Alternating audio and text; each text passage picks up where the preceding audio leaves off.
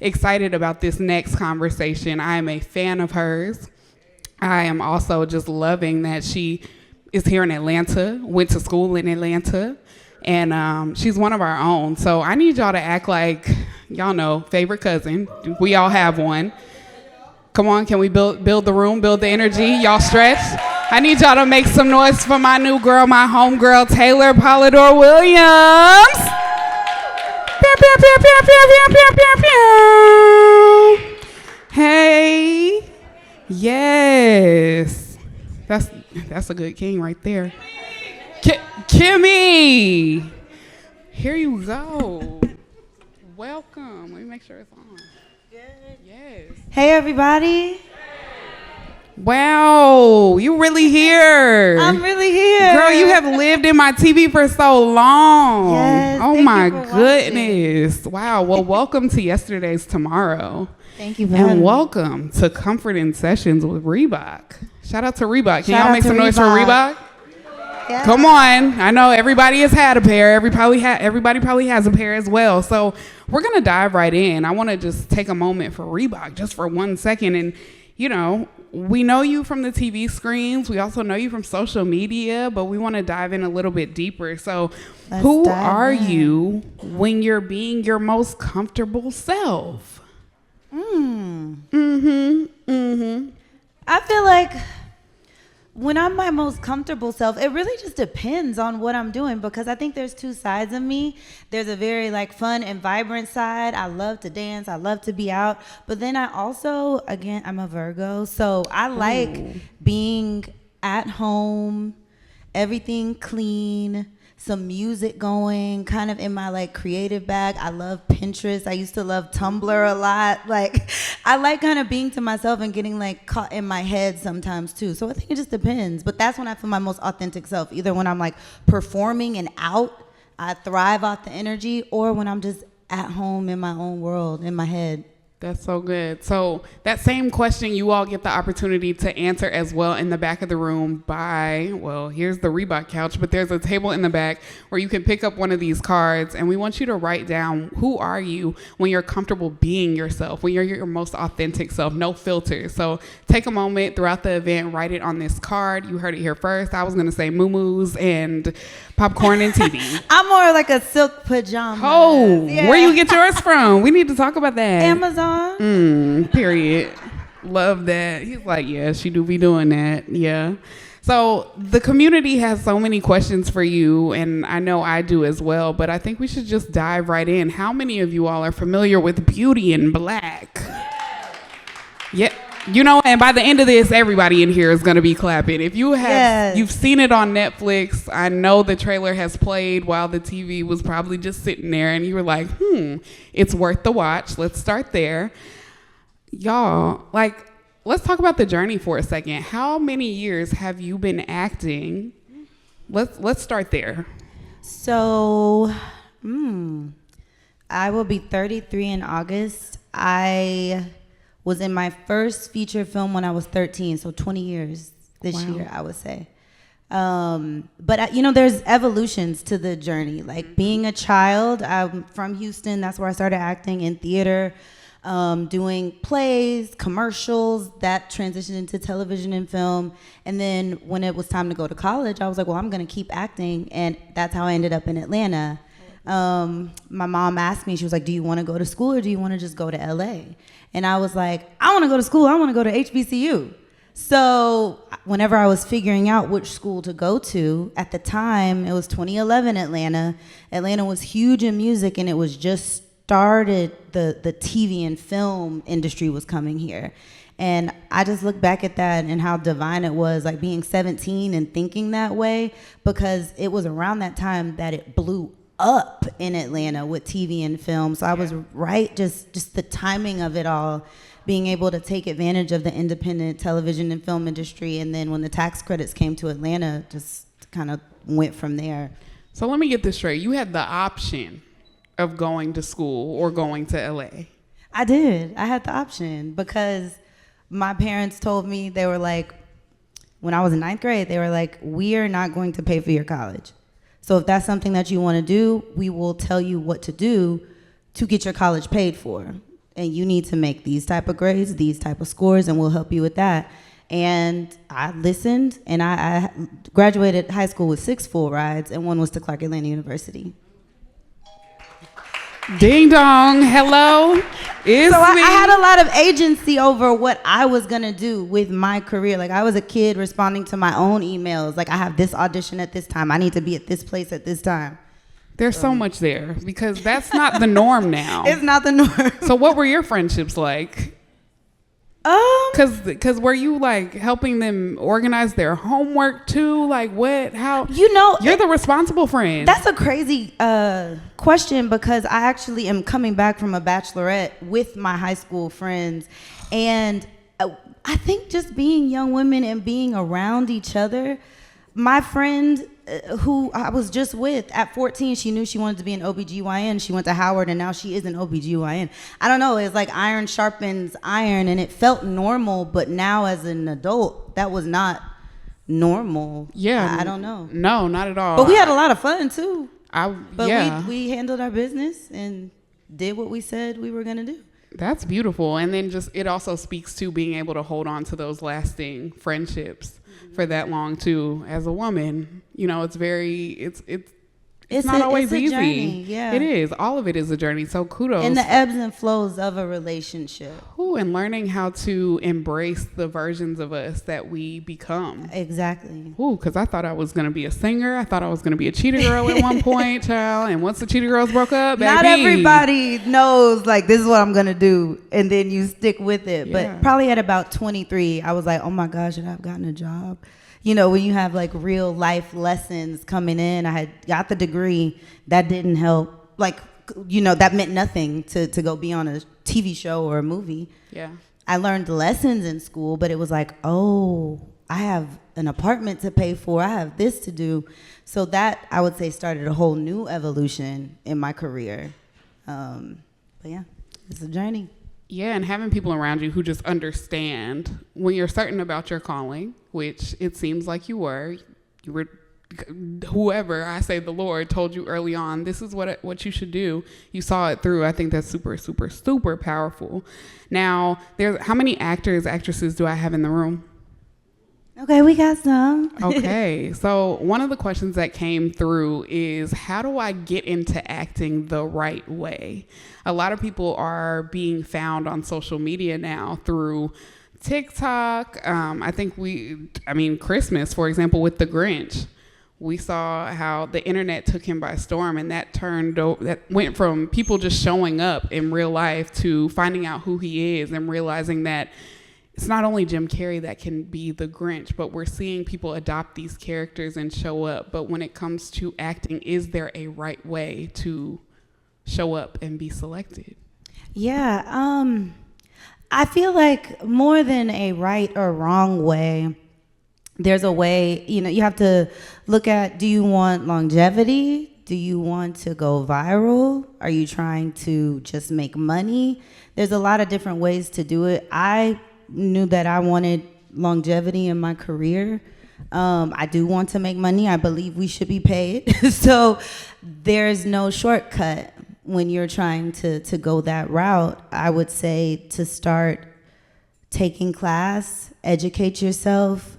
And now because of the internet with Zoom, really after COVID, this changed the entire landscape for acting and TV and film. You can sign up with wonderful instructors in LA and New York and London, but also here in Atlanta, there are places to train.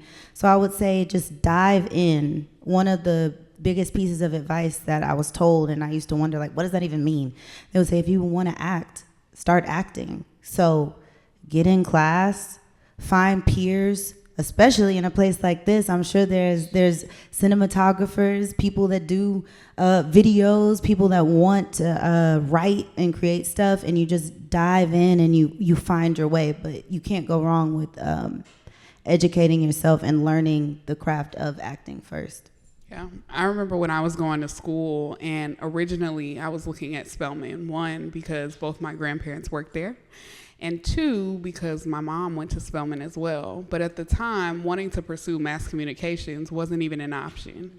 So in your pursuit, when you chose school. What was it about Clark Atlanta that was like, I have to go there? It's going to be able to feed the thing that I want to do. Why CAU? Why Atlanta? And from Houston, by the way. That's a beautiful question, because I remember that time very vividly.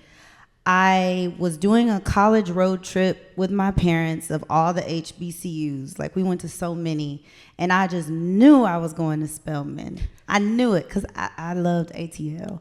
I loved Drumline. All the movies kind of brought me to Atlanta. But when I got to Atlanta, and, you know, we did the King Tour. Shout out to Martin Luther King. We did the King Tour. We went to CNN Center, all the history of Atlanta. And I was just like, wow, what a city. And when I got to CAU, I knew they had a mass media department. So my mom set up a meeting with the department chair, and I talked to her, and she was like, so what do you want to do? And I said, well, I act, but I want to learn how to make movies and write and produce and all the things. Yeah. And she was like, you don't have to choose here. We'll show you how to do all of it. And that was the first time somebody was like, you can do all of it. And then I also knew that Tyler Perry Studios was here too. And I was just like, Atlanta is it. Atlanta is the city I want to be in. It's in the middle of the city. I can have a place to explore, but at Clark Atlanta, I can hone who I am as a filmmaker, as an artist. They said they're going to teach me how to do it. So I was like, I'm going there. Yeah, we heard earlier, a lot of the times when we select the school that we went to, or when we shout out our school pride, it's because of the community and the culture. Was there a class that you remember, or a professor or a mentor during your tenure at CAU that poured into who you are now? Ooh, so many. But off the top of my head, you saying that, I took a class called African American Images in the Media. And my professor was a woman named Dr. Burton, Nsinga Burton. And she's a soror of mine. I'm an AKA. And I remember I walked in the class, and she like held me back after, and she was like, I hope you know I'm going to be harder on you. And I was like, why? Because at this point I had started taking advantage of the independent film scene in Atlanta. So like I would be like, I can't come to class. I'm on set today. Like, period.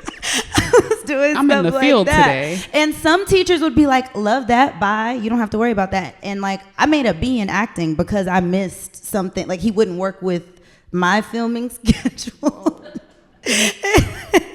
And so, you know, it was kind of rough, like my junior, senior year, when I decided like, oh, I'm pursuing this right now. But she was like, I'm going to be harder on you because you can be excellent. And I think I always knew that, but somebody actually holding you to the standard of figure out how to do all the things, manage your time correctly, schedule this beforehand. And I talk to her to this day. Like, she's still a mentor. And it's still holding you to the fire. Absolutely. Absolutely. So the last couple years have been pretty big years for Miss Taylor Polidore Williams, huh? Yeah, there's a lot going on. There has been a lot going on, from being on screen on Netflix, Beauty in Black. You got married. You are pouring into your community. You're doing a lot of things. Let's talk about balance for a second before we get into, I know what all y'all want to know about. I know y'all want to talk to Kimmy for a second, but let's talk about balance. Because I can imagine it's a lot to have to show up in all these different spaces and give your energy and your time. How do you balance it all? It is a lot, but that's what I prayed for. Like I said, it's been 20 years in the making. When I was 13, I saw this. It is a calling. God did tell me, and it was times where I was like, God, if there's anything else I'm supposed to do, please let me know, because it has not been easy. So when I have moments where I am busy and it's a lot going on, to balance maybe feeling overwhelmed or feeling stressed, I take a moment for sure to pray.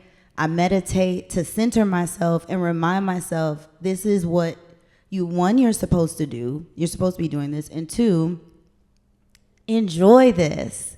I think that's something that I witnessed a lot with, I had friends who were in positions that I was aspiring to be in, like when I was in college, girls who were older than me, who were acting, and, you know, people that I met. And it seemed like they would complain a lot. Like, you know, there's always something to complain about. I feel like But one of my good friends, Atlanta's own Gail Bean, I remember she told me, she was like, think about what could go right. And I think if you just change your perspective, it helps you balance when you're in the middle of a lot. But outside of that, when I'm not on, I am off. Yeah. I take my time to rest. That's so good. I say that all the time. As soon as I get out of here, I'm just Anissa. Yeah. Like, we can just be moo-moos. Yes. Moo-moos. Yes. Is there anything that's happened in your career that has changed the way that you look at your craft? Yeah. I think because I do love the craft of acting, it's always evolving. My taste is always changing. Even watching my work, it's difficult for me to watch my work because I notice the smallest things. And like my husband, shout out to my husband, he's right there. Like immediately after I watch a season, I go right back into like training with my coach, or I find a different person if there's some little thing that I'm trying to work out. So I would say probably the biggest thing is like when Beauty in Black came out, because of how visible it was, it felt bigger than anything I've ever done. And that made me be like, I have to get so much better. I have to get so much better. So, but I don't think that would ever stop. I think I'll keep doing that. Yeah, Shelly just asked me before coming up here, how do you feel? I'm not going to lie. Every conversation, it's nerves. But I think nerves happen when you love what you do. Yeah. And we can be very critical of ourselves and remember those moments where if I would have changed one little thing, I would have felt better about it. But how did they feel about it? It's never done. That's why I feel like by the time the people see it, it's so far done for me. Like I did what I was supposed to do, and you have to detach from the outcome, whether people love it or hate it. Because it doesn't matter. Like, thank you for watching it. Thank you for loving it. If you don't like it, okay. Because I'm moving on to the next thing. Ooh. Well, I mean, that's a practice. It couldn't have always been that way. Did somebody have to teach you how to do that, or was it just something you had to arrest yourself? It's grown over time. It is still growing because, I'm a human. Like, it was sensitive. Of course, we want people to love what we do. But I think what helped was when the first movie I was in, Welcome Home, Roscoe Jenkins, I had like multiple scenes, lines, all these things. I went to the premiere. I was 14 when it came out. And when we watched it, I walked the carpet, all that. When we watched it, my lines had been cut out. And I was like, oh. And I had told everybody at school, I'm in this movie. Da, da, da. And I was in the movie, but Monique narrated over the lines. And it was like at that point, I stopped telling people when I had auditions. I stopped telling people if I booked something because I needed to see it come out.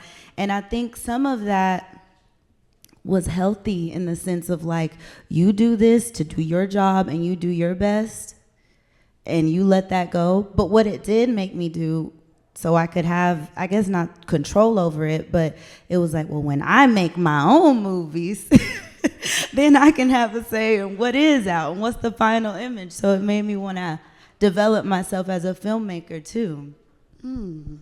So films on the horizon that you are making. Yeah. Oh, yeah. Actors and actresses, stay tuned. So let's talk about the yeses and the nos, because I often will sit in on conversations or have conversations with creatives and they'll be like, I experience a lot of no's. Yes. But can we talk about having the discernment to say yes when it doesn't make sense? Ooh, can we? Yes. Or it doesn't look ideal.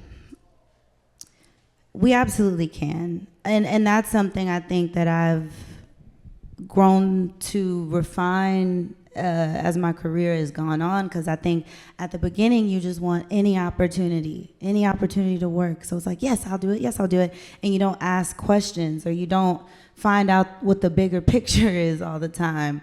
And by the grace of God, it's worked out. But now I am much more inquisitive before giving my yes, because your yes means a lot. So I think it wouldn't harm you if at the beginning of your career you are inquisitive, especially because of how vast. Everything could be, you don't know what you're signing up for. So I think, for me, once I give my yes, it's 100%, I'm all in. But I might ask some questions. Were you ever afraid that asking too many questions would have them end up being like, okay, girl, all right. Absolutely. Next. Okay. Absolutely. And that's been like a muscle that I feel like I'm still building up to take up that space and be as particular as I actually am. I think I subdued a lot of that just because you want to be, especially as a woman, I would feel like, I don't want to be too difficult, or I don't want to ask about this. And now I might still be thinking like, I don't want to be difficult, but I'm about to send this email anyway. Hi, everyone. How's it going? Because you need to know. You deserve to know. You don't want to come off as difficult, but then also you don't want the inconvenience on you because you didn't do your part. And that's what matters more. Yeah. At the end of the day, did I do what I needed to do to justify my yes? Absolutely. Now, one of the questions that came in from our audience is, well, part of it is, how can you reach your target audience without sacrificing your integrity? I think that, I'm assuming they mean like on social media or like just in general, like social media, accepting roles. You have to know yourself first and foremost. I thank God for like timing. Like when I was a lot younger, it's not that I didn't know myself. I was still learning myself. Now I feel like I do know myself. So it made it easier when an audience did come or when eyes are on you. I know exactly what I'll say no to. I know exactly what I will say yes to. And I think the only way to reach your targeted audience, or I feel is not a targeted audience, it's an authentic audience. Like, I'm gonna reach who I'm supposed to reach. If I decide to post, I don't know, my shoes, it's gonna reach the people who are like, I like those shoes. And if you don't like it, it wasn't for you. I think Solange said that somewhere, like, and it's so true. If it doesn't resonate with you, it doesn't resonate with you. So I say that to say, instead of thinking about your targeted audience so much, when you know who you are and you know what you're trying to put out into the world, it will reach who it's supposed to reach. I think, especially in this world where there's like aesthetics and I'm following or like modeling myself after this person. As an artist, the best thing you could do is lock in with yourself and know what you're supposed to say, and it will reach who it's supposed to. I don't think you could think of it backwards. Like, how do I make myself fit this audience? Let them fit you. Yeah. One of my favorite things about you, which I feel through the screen, I feel through the phone screen, is that you just feel very grounded. You feel within reach as well, and you feel like just a girl, which, not to minimize who you are, but it feels good as just another girl to see a girl living in her purpose, showing up, doing incredible things day in and day out, that things are tangible. And so I just want to say thank you for showing up and taking risks. And this is where the conversation is going to take a left a little bit, because I want to get into Beauty in Black. Stepmother, Kimmy, you take some risks on this show, and she's so different and bold, but yet shy. And then she has so many different dimensions.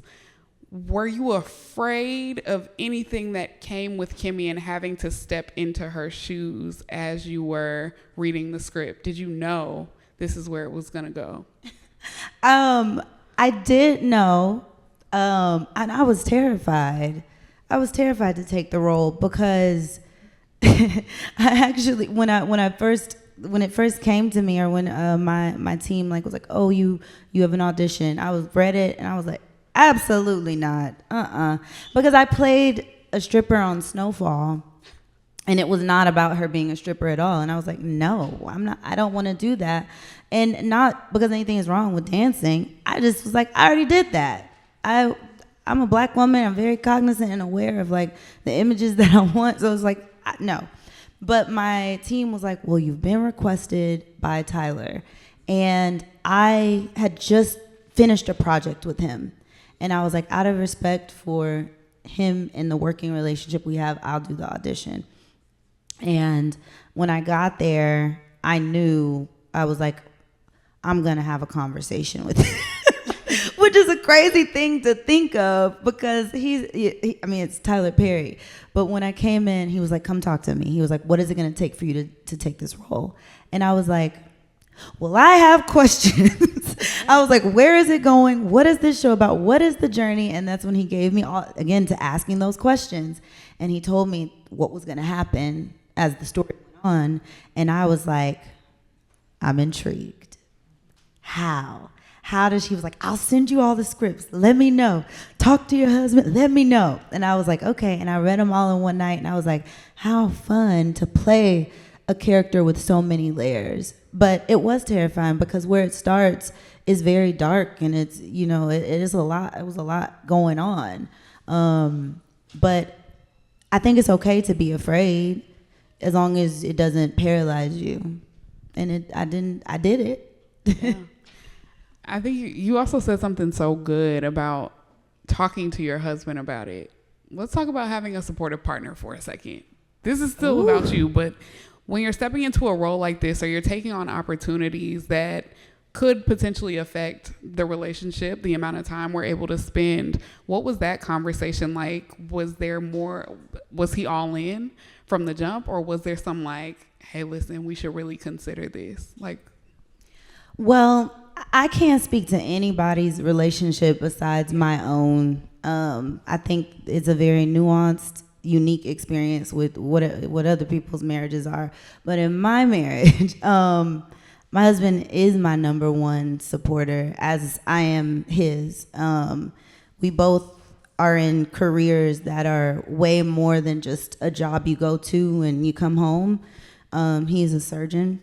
So as far as like time commitments and being away from home, I don't think that's ever like stopped us. At this point, we don't have, children yet, so it is just me and him, and we understand that. But I think more than anything, the commitment of what it was going to be, being the lead of a Netflix show and how that would change life. I think he was actually more aware of it than I was at the time. Like, things are going to change. And I think having that support actually did empower me to be able to be grounded and to be in this moment and to be able to do my job. His support has never wavered. And I think that can keep you grounded. So it's very important to have a partner, or people in your life who love you, the real people who know you, so that the ups and downs, or if it does go astronomically high, and your life changes, when I go home, I'm still just at home. Yeah. The same person, my parents, my friends, is the same thing. They're very like, good job. Anyway, and sometimes that's nice, while also holding space for how things have changed. That's helpful. It just reminds you that this is great, but you are still good at the heart of who you are. So regardless of how this goes, you can still press forward as Absolutely. Just you. Yes. So we are celebrating Dr. Martin Luther King Jr. Day today with Yesterday's Tomorrow. Dr. King dreamed boldly about the future, and you mentioned dreams recently. How do you dream while navigating realities of this so loved industry? I think it's been a very conscious decision, especially now. I have to have almost two minds, like your business mind and then the love for what you do. And not that it doesn't like ever mix, but I think sometimes the realities of the business can dampen the dream. So you have to hold that tight to you, I think. So I try to learn as much as I can about the business and how to take care of myself and my finances and all of that. And then when it's time to dream, like, I will put my phone off. And if I'm writing, if I'm studying a script, I have to literally like turn the part of my brain off so that I can just enjoy it. And that's my own thing. Because you have to keep dreaming. You have to hold tight to the dream, even if it feels negative. But I think sometimes if it feels negative, you're thinking too much about stuff that's out of your control. You can always dream. When you're awake. Yeah. Yeah. So I don't want this to be a conversation that's solely led by me, because it is about us. And I do have some of your questions, but I am able to take one or two. One, JK. Sister, you've been holding it down all day. Let me just check the room real quick. Any questions? Go ahead. Hi, Taylor. I'm Madeline. I have a question for you. So you mentioned. Hold on. I'm sorry. We just trying to get a little. Make sure the content right. Do it for the content. Hi, Taylor. So again, I'm Madeline. I'm 26. I'm from Atlanta. Earlier in the conversation, you mentioned how you were scared to take on the role of Kimmy in Beauty in Black, and of course, it's like the biggest Netflix show, in my opinion, too. But you mentioned you were scared, and I wanted you to dive deeper into more of doing it while you're scared, because a lot of people say that quote, "Go scared, go bold, go not knowing." But I wanted you to go a little bit deeper into what it means to do it in fear for you, like what it meant for you. Yeah. Well, first of all, hey. Doing it scared, like you said, people say that all of the time, but I don't think people ever talk about what that really entails. It is scary to follow your dreams. It is scary to receive that thing that you've been praying for. And like, I think people talk about how amazing and it is amazing, but it's like, oh, I got the thing. And I think once you get the thing, it's like, how am I going to keep the thing? Oh my God, what if everybody hates it? What if it messes it up? Like, you start thinking of all these things, and that's where I bring up what Gail told me. What if what goes right? What if it all works out? What if it's better than you could have imagined? So I think when you're afraid, it's just anxiety coming in. It's your brain trying to protect you from what it doesn't know. And what I say doing it afraid really is acknowledging all these things that you're afraid of, all these anxieties you have, and still choosing to do the thing. I have to pray. I talk to the people that I trust. I might write a list of pros and cons, like everything that could go wrong, everything that could go right.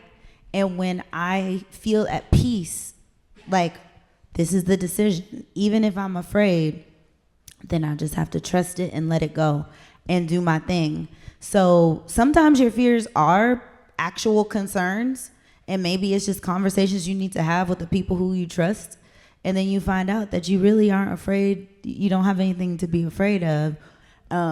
So just seeing it all the way through. Don't talk yourself out of something before it's even had a chance to happen. I'm big on that. I might be afraid, but I'm gonna go. I might be afraid, but I'll do it, because I'm just a person that I would rather have experienced it and it go bad than to be sitting there like, I almost did that. Almost doesn't count to me. I'm gonna go for everything. That has allowed me to pack up and move to different states with a suitcase, sleep on floors, whatever I had to do to make sure I saw whatever it was through. While still afraid, but you just gotta see it through. You're welcome. That's good. Slept on some floors, some couches. Girl. I almost called you Brandy. Because almost doesn't count. It doesn't. Do Y'all it. don't know nothing about that. Do it. Well, this has been so good. Do we have any more? You got one? Shelly said, absolutely not. Got it. Got it. Well, first of all, we want to thank you for your time. Thank you for being here. And every conversation has been ended with a charge, because it is yesterday's tomorrow. We are all about using what are yesterdays to help propel tomorrow. Can you charge this group with anything based off of the industry that you're in, the things that you've encountered? What can we hope for, and what can we be charged with for the future? I would like to charge you guys with understanding. And if you don't understand yet, trying to understand how powerful you really are. You matter, your work matters, your voice matters. So whatever it is that you're working on or working towards, you have to see it through. You have to do it because, like I said before, somebody is waiting for that. Each little step, each little moment along the journey, it all adds up to something. So know that no pain is in vain. No failure is really a failure if you did it. Just know that you are powerful. Your journey is worth it. Gotta see it through. So I'm waiting to see all the things that everyone does so I can support. Can y'all make some noise for Taylor Polidore Williams? Thank you.